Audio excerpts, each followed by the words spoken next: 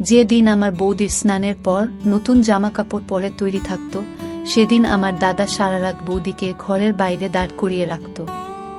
একদিন আমি বৌদিকে জিজ্ঞেস করি এমনটা কেন হয়। বৌদি বলে আমাকে না জিজ্ঞাসা করে নিজে গিয়ে দেখে নিতে। এটা জানার জন্য আমি একদিন স্নান করে বৌদির পোশাক পরে দাদার ঘরে গিয়ে ঢুকি। তখনই দাদা আমাকে বৌদি ভেবে যা করল। বন্ধুরা, ভিডিওটি শুরু করার আগে আপনাদের বলতে চাই, যারা এই চ্যানেলটির নতুন দর্শক তারা চ্যানেলটি সাবস্ক্রাইব করে আমাদের সাথে থাকবেন। তো চলুন গল্পটি প্রথম থেকেই শুরু করা যাক। আমরা দুই বোন আর এক ভাই। আমার দাদার নাম সঞ্জয়। দাদাকে নিয়ে আমার মায়ের খুব গর্ব ছিল, যেমনটা সব মায়েদের থাকে। কিন্তু মা সঞ্জয় দাদার একটু বেশি প্রশংসা করত। মা ওকে যতটা ভালো ভাবত আসলে ততটা ভালো ছিল না। যখন সে রেগে যেত তখন মায়ের সামনে গলা তুলে কথা বলত। আমাকে পড়াশোনা করতে বারণ করে দিয়েছিল। কিন্তু মা বলে মাধ্যমিকের পর আমি বাড়িতে বসে থাকলে লোকে অনেক কথা বলবে। গ্রামের লোকেরা দাদাকে সম্মান করত আর ভয় পেত। একবার কিছু গ্রামের ছেলে একটা মেয়ের সঙ্গে অসভ্যতা করেছিল। তখন দাদা সেই ছেলেগুলোকে খুব মেরেছিল। তারপর থেকে দাদা গ্রামে একজন সম্মানীয় ব্যক্তি হয়ে উঠেছিল। কিন্তু আস্তে আস্তে দাদা রোজ বাড়িতে তার কিছু বদঅভ্যাস তৈরি করে। সে সিগারেট খেতে শুরু করে আর মদ খেয়ে দেরি করে বাড়ি ফেরে। এছাড়াও দাদা আর কি কি খারাপ কাজ করত তা আমরা জানতাম না। তখন মায়ের মনে হলো দাদাকে বিয়ে দিলে দাদা সূত্রে যাবে, বাড়িতে একটা বউ আসবে, আর সে তাকে আর এসব কাজ করতে দেবে না। তার দায়িত্ব বাড়বে আর সংসারে মন বসবে। কিন্তু মায়ের এই ভাবনাটা ভুল ছিল। যাকে বাড়ির বউ করে আনা হবে সে কোনো ডাক্তার নয় যে দাদাকে ঠিক করে ফেলবে। আর বিয়েটা কোনো চিকিৎসা পদ্ধতিও নয়। বিয়েটা একটা দায়িত্ব, আর সেটা সে নিতে পারে যার এটা নেবার যোগ্যতা আছে। একদিন দাদার বিয়ে হয়ে যায় আর বাড়িতে নতুন বউ আসে। বিয়ের পরে দাদার মধ্যে একটু হলেও বদল দেখা যায়। কিন্তু তারপরে একটা অদ্ভুত ঘটনা ঘটতে শুরু করে, যেটা আমাকে খুব ভাবায়। এমনিতে বৌদি আমাদের সাথে খুব কম কথা বলতো, সবসময় খুব উদাস থাকতো। মা বলতো যে এটাই ভালোই, বেশি কথা বলার মেয়ে আমার পছন্দ নয়। কিন্তু বৌদি শুধু কম কথাই বলতো না, সে কেমন একটা ভয়ে ভয়ে থাকতো। আমি মাকে বলি যে বৌদির হয়তো এই বাড়িতে কোনো অসুবিধা হচ্ছে। দাদা কি বৌদির সাথে খুব ঝগড়া করে?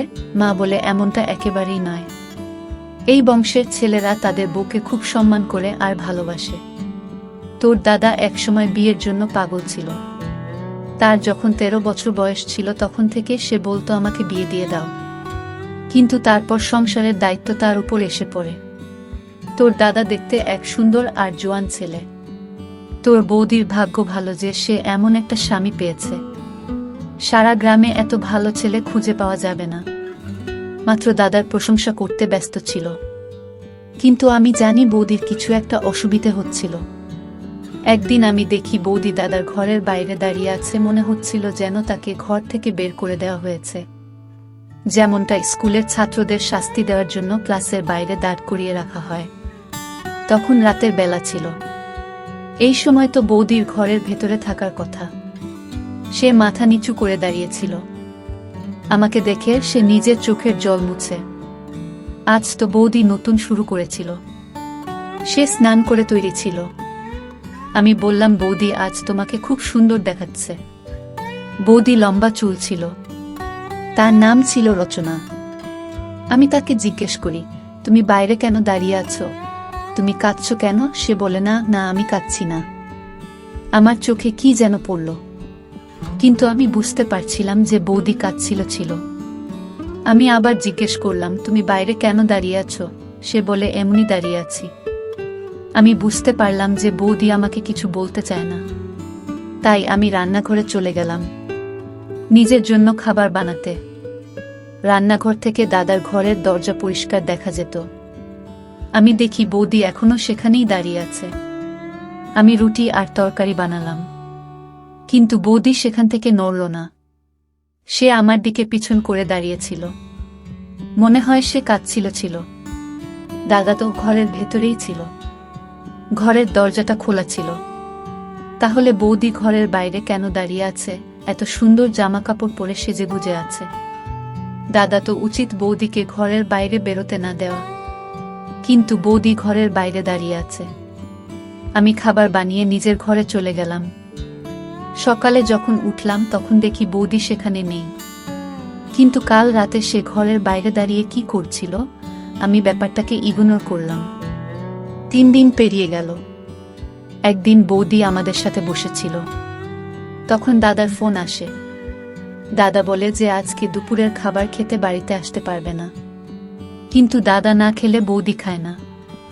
বৌদির খুব খিদে পেয়েছিল। আমি বললাম, বৌদি দাদা তো আজ খেতে আসবে না, তুমি বরং আমাদের সাথে বসে খেয়ে নাও। বৌদি যখন আমাদের সাথে খেতে বসে তখন মা হঠাৎ করে এদিক ওদিক দেখতে শুরু করে আর বলে, একটা বিচ্ছিরি গন্ধ আসছে, তুই কি কোনো ঘর পরিষ্কার করতে ভুলে গেছিস? আমি বলি, আমি তো সব ঘর পরিষ্কার করেছি, জানি না এই গন্ধটা কোথা থেকে আসছে। বৌদি মাথা নিচু করে বসেছিল। সে তাড়াতাড়ি খেয়ে ওখান থেকে উঠে যায়, কিন্তু যে বৌদি ওখান থেকে চলে গেল তখনই সেই গন্ধটা চলে গেল। মা বলে, এই গন্ধটা ওর গা থেকে আসছিল, কিন্তু ও তো এরকম নয়, তাহলে এরকম নোংরা হয়ে কেন ঘুরে বেড়াচ্ছে? ও কি স্নান করে না?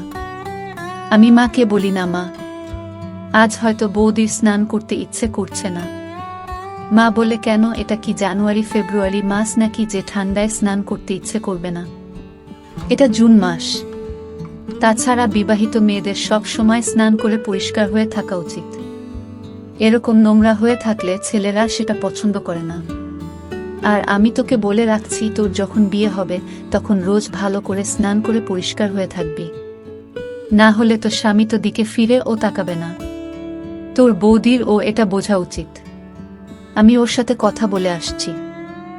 মা ওখান থেকে উঠে চলে গেল।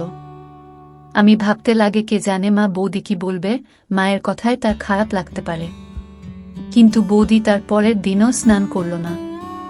সে 4-5 দিন ধরে স্নান না করেই থেকে যায়। একদিন আমরা বৌদির হাতে একটা নতুন আংটি দেখতে পাই। তার বিয়ের সব জিনিসপত্র আমরাই কিনে দিয়েছিলাম, আর বিয়ে হওয়ার পর থেকে ও বাজারেও যায়নি। তাই আমি বৌদিকে জিজ্ঞেস করি, সে এই আংটিটা কোথা থেকে পেল? সে বলে, তোমার দাদা আমাকে আজ সকালে এনে দিয়েছে। বৌদি এ ব্যাপারে খুব একটা খুশি মনে হলো না। আমি বলি, সে তো খুব ভালো কথা, দাদা আজকাল খুব ভালো মনে আছে দেখছি। সে বলে, হ্যাঁ, এখন তো মুড ভালো আছে, কিন্তু রাত অবধি সেটা ভালো থাকবে কিনা কে জানে। আমি জিজ্ঞেস করি, মন খারাপ কেন হবে? তুমি কি দাদার কোনো কথা শোনেননি? বৌদি বলে, না, কিছু না। বৌদিকে খুব চিন্তিত দেখায়। কিছুক্ষণ পর সে স্নান করতে চলে যায়। বৌদির গা দিয়ে খারাপ গন্ধ বের হচ্ছিল, কিন্তু যখন সে স্নান করে বের হয় তখন তাকে খুব সুন্দরী দেখায়। আজকেও বৌদি নতুন কাপড় পরেছিল। আমি বৌদিকে এটা সরাসরি বলি না যে রোজ এইভাবে স্নান করে পরিষ্কার পরিচ্ছন্ন হয়ে থাকবে। তার বদলে আমি বৌদির খুব প্রশংসা করি, যাতে বৌদির মনে হয় যে সে রোজ স্নান করলে রোজ সে এমন প্রশংসা পাবে। কিন্তু দাদা যখন বাড়ি আসে তখন আবার আমি দেখি বৌদিকে ঘরের বাইরে দাঁড়িয়ে থাকতে। আজ সে খুব জোরে জোরে কাঁদছিল। আমি জিজ্ঞেস করি, বৌদি কি হয়েছে? সে আমাকে ইশারায় চুপ করতে বলে, যাতে দাদা কিছু শুনতে না পায়। আমি আস্তে আস্তে জিজ্ঞেস করি, তোমার কি হয়েছে, আর তুমি ঘরের বাইরে কেন দাঁড়িয়ে আছো? বৌদি বলে, তুমি একদিন জানতে পারবে আমি কেন এখানে দাঁড়িয়ে আছি। এই বলে সে আরো কাঁদতে শুরু করে। আমি বৌদির হাত ধরে তাকে ওখান থেকে শুইয়ে একটু দূরে নিয়ে এসে জিজ্ঞেস করি, কি হয়েছে, আমাকে সব খুলে বলো। বৌদি বলে, তুমি জানো তোমার দাদা মদ খায়? আমি বলি, হ্যাঁ, আমি জানি, কিন্তু মা বলেছিল যে বিয়ের পর দাদা এসব ছেড়ে দেবে। বৌদি বলে, কে বলেছে ও সব কিছু ছেড়ে দেবে? ও এখনো মদ খায়। আমি বলি, সে তো বুঝলাম যে দাদা এখনো মদ খায়, কিন্তু তার সাথে তোমার ঘরের বাইরে দাঁড়িয়ে থাকার কি সম্পর্ক? বৌদি বলে, আমি জানি না, আমি কিছু জানি না, আমাকে ছেড়ে দাও, আমাকে ওখানেই দাঁড়িয়ে থাকতে দাও। আমি কিছুই বুঝলাম না। কিছুদিন পর বৌদি আমার স্নান করা বন্ধ করে দেয়। আবার ওর গা থেকে দুর্গন্ধ বেরোতে থাকে। এই গরমের সময় যদি কেউ 57 দিন স্নান না করে তাহলে তার গা দিয়ে গন্ধ বের হবে। বৌদি যখন মায়ের কাছে এসে বসত তখন নাক চাপা দিত।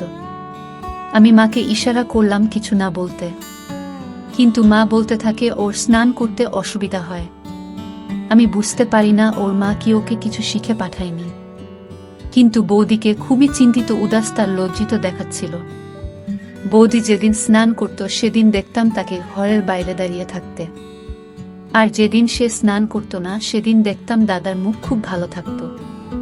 সে বৌদির জন্য গিফট নিয়ে আসত, মাঝে মাঝে তার জন্য বিরিয়ানি ও আনত, কারণ বাড়িতে ডাল রান্না হতো, আর বৌদি বলতো তার ডাল খেতে ভালো লাগে না।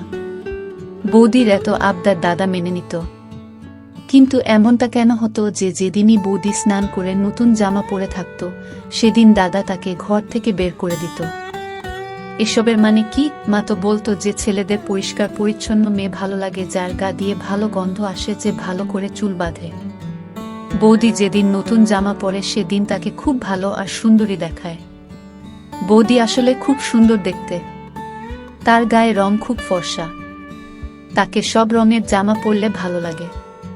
কিন্তু এমনটা কেন যে যেদিন বৌদিকে বেশি সুন্দর দেখায় সেদিন দাদা বৌদির সাথে ঝগড়া করে, তাকে ঘর থেকে বের করে দেয়। আর যেদিন বৌদির গা দিয়ে খারাপ গন্ধ বেরোয় সেদিন দাদা তার সব বায়না মেনে নেয়, তার জন্য গিফট নিয়ে আসে। এবার আমাকে কিছু একটা করতেই হবে। এসব কি হচ্ছে? দাদার এ কেমন রুচি? একদিন আমি বৌদিকে জোর করে জিজ্ঞেস করলাম এসবের মানে কি?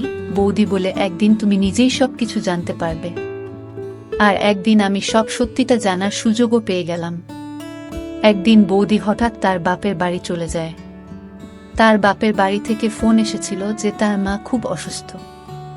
আমার মা ও বাড়িতে ছিল না, তার এক বন্ধুর বাড়িতে গিয়েছিল। বৌদি আমাকে বলে গেছিল যে তোমার দাদা ফোন তুলছে না, সে যখন বাড়ি আসবে তখন তাকে বলে দিও যে আমার মায়ের শরীরটা খারাপ, তাই আমি বাপের বাড়িতে গিয়েছি, না হলে তোমার দাদা আমাকে খুব বকা দেবে। আমি জিজ্ঞেস করলাম, দাদা বোকা কেন দেবে? তুমি কি তোমার বাপের বাড়ি যেতে পারো না? সে বলে, না, বলে যাওয়াটা ঠিক নয়। আমি বলি, তুমি চিন্তা করো না, আমি আছি তো, আমি বলে দেব, তুমি নিশ্চিন্তে তোমার মায়ের কাছে যাও। বৌদি তাড়াহুড়োতে নিজের ফোনটা বাড়িতে ফেলে চলে যায়। বৌদি চলে যাওয়ার পর আমার মাথায় একটা আইডিয়া আসে। আমি ঠিক করে ফেলি আমাকে কি করতে হবে। দাদা বাড়ি ফিরে এসে সোজা নিজের ঘরে চলে যায়। দাদার ঘরের সামনে একটা পর্দা লাগানো আছে। তার নতুন বিয়ে হয়েছে, তাই মা বলেছে যে দরজা খোলা থাকলেও পর্দা যেন সরানো থাকে। এই গরমের সময় দাদা দরজা বন্ধ করত না, তাই পর্দা সরিয়ে রাখত, কারণ মা বলতো যে বাড়িতে তোর একটা ছোট বোন আছে, ঘরের ভেতরে কি হচ্ছে সেটা দেখা উচিত নয়। দাদা ঘর থেকে চেঁচিয়ে বলে, আমার জন্য এক গ্লাস জল নিয়ে এসো। আমি চটপট স্নান করে বৌদির একটা জামা পরে দাদার ঘরের বাইরে গিয়ে দাঁড়ায়। এমনভাবে দাঁড়াই যাতে পর্দার ওপার থেকে দাদা শুধু আমার পাটা দেখতে পায়। আমি বৌদির একটা জামা পরে নিয়েছিলাম, আমিও বৌদির মতো সুন্দর দেখতে ছিলাম। আমার গায়ের রং বৌদির মতনই ফর্সা ছিল। আমি যখন ঘরের বাইরে এসে দাঁড়াই তখন দাদা ভেতর থেকে দেখতে পায় যে আমি বাইরে দাঁড়িয়ে আছি। তারপর আমার দাদা কিছু অদ্ভুত অদ্ভুত কথা বলতে শুরু করে। প্রথমে আমি কিছুই বুঝতে পারছিলাম না, কিন্তু যখন আমি বুঝতে পারলাম তখন আমার পায়ের তলা থেকে মাটি সরে গেল। বন্ধুরা, ভিডিওর মাঝখানে আবারও বলতে চাই, যারা আমাদের এই ছোট্ট চ্যানেলটি নতুন দর্শক তারা চ্যানেলটি সাবস্ক্রাইব করে আমাদের পাশে থাকবেন। দাদা বলে, আচ্ছা তুই আজ আবার স্নান করেছিস, তুই নিজেকে খুব সুন্দরী মনে করিস তাই না? তুই এভাবে স্নান না করলে সারা গায়ে ময়লা জমে যাবে, তোর গায়ের রং কালো হয়ে যাবে, তাই তুই রোজ স্নান করে আসিস তাই না? তারপর আমার পায়ের দিকে কিছু একটা ছুঁড়ে মারে। এখন ভূতের মতো দাঁড়িয়ে আছিস কেন? আমি আসার আগে তুমি স্নান করেছিস আর তারপর এখানে এসে দাঁড়িয়ে আছিস, তার মানে তোর অপমানিতই হতে খুব ভালো লাগে। আমি দেখছি এখন আর তোকে মুখে বললে চলবে না, আমাকে হাত চালাতে হবে। দেখছি, কারণ তো সব অপমান সয়ে গেছে। আমি যখন বারবার বলেছি যে আমার পরিষ্কার পরিচ্ছন্ন মেয়ে পছন্দ নয়, তখন বারবার কেন স্নান করিস তুই? দাদা খুব বাজেভাবে চিৎকার করছিল। আমি তখন বুঝতে পারছিলাম বৌদি কেন দাদাকে এত ভয় পেত। আজ আমি বুঝতে পারি যে বৌদি কেন স্নান করত না, কারণ স্নান করলে দাদা তার উপর এভাবে চেঁচাত। কিন্তু আমি এটা বুঝতে পারছিলাম না যে দাদা এমনটা কেন করত। দাদা অনেক কথা বলতে থাকে, বলে তোকে আমি স্নান করতে বারণ করেছিলাম না, তাও তুই স্নান করেছিস, তোর কি আমাকে রাগাতে ভালো লাগে? তারপর দাদা গালিগালাজ করতে শুরু করে। এবার আমার ধৈর্যের সীমা পেরিয়ে যায়। আমি পর্দা সরিয়ে ভেতরে ঢুকে পড়ি। দাদা আমাকে দেখে চমকে যায়, আর আমিও দাদাকে দেখে অবাক হয়ে যাই, কারণ দাদা বিছানায় বসে কি যেন খাচ্ছিল, সেই খাবার থেকে একটা খারাপ গন্ধ আসছিল। দাদা বলে, তুই এখানে তোর বৌদির জামা কাপড় পরে কি করছিস? তোর বৌদি কোথায়? আমি বলি, তুমি এসব কি খাচ্ছ? এসব খাবার শরীরের পক্ষে ভালো নয়, এইসব খেজো না। তখন দাদা মাথা নিচু করে বলে, এর মানে তুই সব কথা শুনে ফেলেছিস? আমি বলি, হ্যাঁ, আমি সব কথা শুনে ফেলেছি। এবার তুমি আমাকে বলো এসবের মানে কি? তুমি বৌদির সাথে এরকম ব্যবহার কেন করো? তুমি এত ভালো একটা বউ পেয়েছ আর তার সাথে এরকম ব্যবহার করছো, আর তুমি এখানে বসে এসব আজে বাজে খাবার কেন খাচ্ছ? বাড়িতে তো অনেক ভালো খাবার রান্না হয়েছে।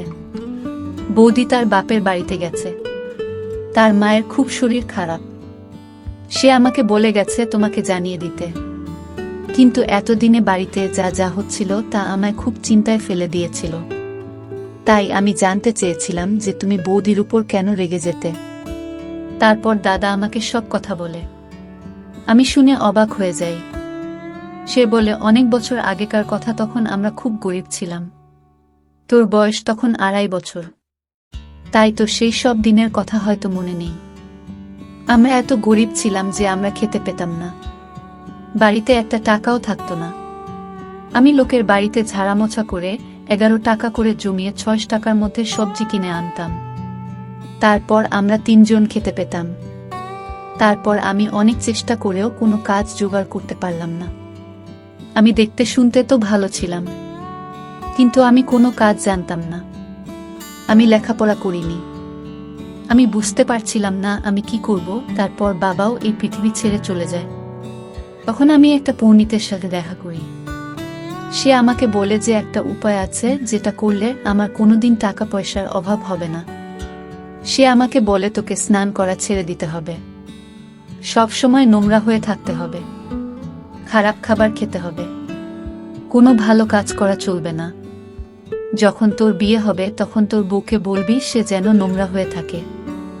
সে যদি স্নান করে তাহলে তো সব টাকা পয়সা শেষ হয়ে যাবে। সে আমাকে আরও কিছু জিনিস করতে বলেছিল। সে সব করার পর আমি দেখি সত্যিই আমার কাছে অনেক টাকা আসে। আজ এই সংসার সেই টাকায় চলে। তুই বল, আজ অবধি এমন কি কখনো হয়েছে যে তুই কিছু খেয়েছিস আর আমি সেটা তোকে কিনে দিতে পারিনি? আমি কি কখনো বলেছি যে আমার কাছে টাকা নেই, তাই আমি এটা মানতে পারবো না? এই জন্য আমি বিয়ে করতে চাইনি, কারণ আমি জানতাম আমার বউ আমার কথা মেনে চলবে না, কিন্তু মা জোর করে আমার বিয়ে দিয়ে দেয়। তাই আমি তোর বৌদিকে বলি যে সে যেন স্নান না করে। 56 দিন সে আমার কথা মেনে চলে, কিন্তু তারপর তার মাথায় ভূত চাপে। সে বলে আমি পুজো না করে থাকতে পারবো না। তাই পুজো করার জন্য সে স্নান করে ফেলে। তাই যেদিনই ও স্নান করে পরিষ্কার হয়ে আমার কাছে আসে, আমি তখন খুব রাগ করি। আমাদের মধ্যে ঝগড়া হয়, আর আমি তাকে ঘর থেকে বের করে দিই। কারণ ও যদি পরিষ্কার হয়ে থাকতে শুরু করে তাহলে আমার সব টাকা ফুরিয়ে যাবে। আমি দাদাকে বলি, তুমি আজকালকার দিনে এসব অন্ধ কথা বিশ্বাস করো? কে বলেছে তোমাকে এসব কথা? তোমার কাছে টাকা আসে কারণ তুমি কাজ করো, তুমি পরিশ্রম করে টাকা রোজগার করো। উপরে ভগবান আছে, তিনি কাউকে অভুক্ত রাখেন না। যে খাতে ভগবান তাকে সাহায্য করে। তুমি যেটা করছো সেটা ঠিক নয়, এর ফল তোমায় ভোগ করতে হবে। তোমার কাছে যা আছে সেটাও আর থাকবে না। তুমি এসব করা বন্ধ করো, আর এইসব খাবার খেতে হবে না। আমি খাবারটা তুলে ডাস্টবিনে ফেলে দিই। তারপর দাদাকে অনেক বোঝাই। দাদা বলে, আবার যদি আমাদের সেই দারিদ্র অবস্থা ফিরে আসে তাহলে তোকে আর তোর বৌদিকে দেখবে। তোর বৌদি মা হতে চলেছে, আজ সকালে সে আমাকে খবরটা দেয়। আমি দাদাকে বলি যে কিছু হবে না, ভগবান আমাদের পাশে আছে। দাদা বলে, তোর পড়াশোনা অনেক খরচ, তারপর তোর বিয়ের খরচা আছে। আমি দাদাকে বলি, তুমি ভগবানের উপর ভরসা রাখো আর এসব করা বন্ধ করো, ভগবানের কাছে ক্ষমা চেয়ে নাও। দাদাকে আমি আমার দিদি, আমি তার একমাত্র বোন ছিলাম। সে আমাকে খুব ভালোবাসতো। দাদা আমার কথা মেনে নেয়। সে স্নান করে পরিষ্কার হয়ে আসে। বৌদি ফিরে এসে দাদাকে দেখে অবাক হয়ে যায়। বৌদি নিজের ঘরে পা রাখার আগে আমার দিকে তাকায়। আমি মাথা নেড়ে বলি, এবার সব কিছু ঠিক হয়ে যাবে। দাদা ওই সব কাজ করা ছেড়ে দিয়েছে। বৌদি খুব খুশি হয়, আমাদের বাড়ির পরিবেশটাও খুব ভালো হয়ে ওঠে। একদিন আমরা খবর পাই যার সাথে পার্টনারশিপ করে দাদা গাড়ির ব্যবসা করত, সে অন্য শহরে চলে যাচ্ছে। সে একটা ভালো চাকরি পেয়েছে আর সে চায় এবার থেকে পুরো ব্যবসাটা দাদা একা সামলান। দাদা এই ব্যবসার একমাত্র মালিক হয়ে ওঠে। সেই লোকটার কাছে এমনিতেই অনেক টাকা পয়সা ছিল, তাই এই ব্যবসা সে পুরোপুরিভাবে দাদার হাতে ছেড়ে দেয়। এর কোনো প্রফিটে সে রোষে নেবে না বলে দেয়। তার মানে এবার থেকে এই ব্যবসায় পুরো প্রফিটটাই আমাদের। দাদা স্বীকার করে যে সে ভুল ভেবেছিল। মানুষ পরিশ্রম করলে ভগবান তাকে সাহায্য করে। পরিশ্রমের ফল মানুষ একদিন ঠিক পায়। আজকাল দাদা খুব পরিষ্কার পরিচ্ছন্ন হয়ে থাকে। আমার ভালো লাগে দেখে যে দাদা নিজেই ভুলটা বুঝতে পেরেছে। আমাদের বাড়িতে বেশ ভালো টাকা আসতে থাকে। বৌদি ও সুখবরটা সবাইকে জানিয়ে দেয়। সবকিছু ঠিক হয়ে যায়। কিন্তু আমি এখনো ভাবি যে কি দাদাকে এসব ভুল বুঝিয়েছিল। যে দাদাকে এসব কথা বলেছিল সে মোটেই ভালো মানুষ নয়। বিপদে পড়লে মানুষ এসব ভুল পরামর্শ মেনে নেয়, কিন্তু তাতে কোনো লাভ হয় না। দাদার কাছে যে টাকা আসছিল সেটা তার পরিশ্রমের ফল ছিল। আজকাল দাদা বলে যে আমি ঠিক সময় তার চোখ খুলে দিয়েছে। ভগবানের কৃপায় এখন আমাদের বাড়ির অবস্থা খুব ভালো। কিন্তু আপনাদেরকে বলে রাখি যে কখনো নিজের উপর থেকে আস্থা হারিয়ে ফেলবেন না, কারণ ভগবান ছাড়া কেউ আপনাকে কিছু দিতে পারবে না। প্রিয় বন্ধুরা, গল্পটি কেমন লেগেছে তা অবশ্যই কমেন্ট করে জানাবেন। আর নিয়মিত এমন আলাদা স্বাদের গল্প শুনতে ভিডিওটিতে লাইক এবং চ্যানেলটিকে সাবস্ক্রাইব করে সাথেই থাকুন। ধন্যবাদ সবাইকে।